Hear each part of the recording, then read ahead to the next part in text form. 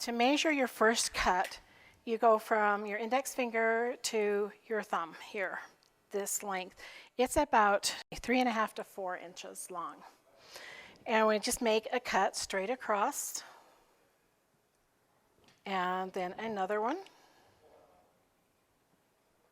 And this one is not enough of it. So I'm going to show you what to do with this little part in a few minutes, all right? The second cut is from this part of your finger to the end of your thumb.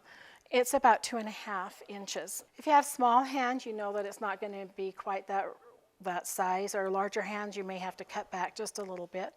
But you can make your rolls whatever size you want them. If you have a lot of little children, you may want to make them smaller because the Lion House rolls are very large. Okay, I just put my hand here and I start at the top and cut down. I do move my thumb just in time, so I'm not going to cut it. So you won't want blood on your rolls at this point because you've already put so much work into them. And we go down. And they're not all exactly the same size. And you'll notice when you get Lion House rolls, they are not all exactly the same size. And cut one more time. Let's take care of this little piece of dough right here. I put one of the rolls on here, so I kind of have a guide, and cut straight down here. I can tell this part's a little fat, so I'm going to trim it off just a little bit.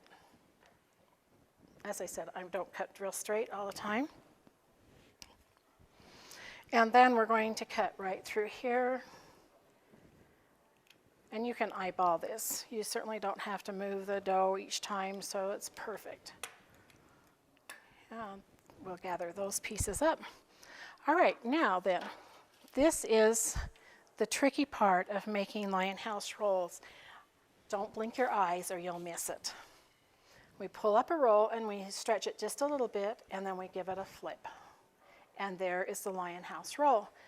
We call this a tail, and it sits right on the pan. It doesn't go underneath or on top, but right on the pan. When we put these rolls in, they all face each other. The tail faces all the same direction. One good way to tell if your rolls are in the right place on the pan is if you can put your fingers all the way between them. You need enough room for them to raise properly, but not so much that they're going to just go flat. They need something to bump up against in order to have the right size of roll. And we do 4 rolls of 4 by 5 in this cookie sheet pan. Now you can make these in a 9 by 13 pan if you'd like. 12 rolls fit perfectly in there. Or you can do them in rounds, 6s, or whatever you would like. Again, we want to make sure that the butter is to the inside. Now, I always tease my staff because many of them flip the opposite direction. I cannot flip rolls the other direction, and it's okay if you can. Whichever way is the easiest, just to make sure that the butter is in the middle.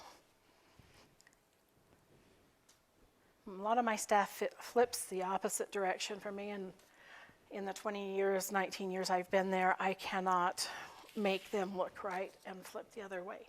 So I consequently end up flour and butter in my face. Okay, and there you have your rolls from the Lion House roll mix.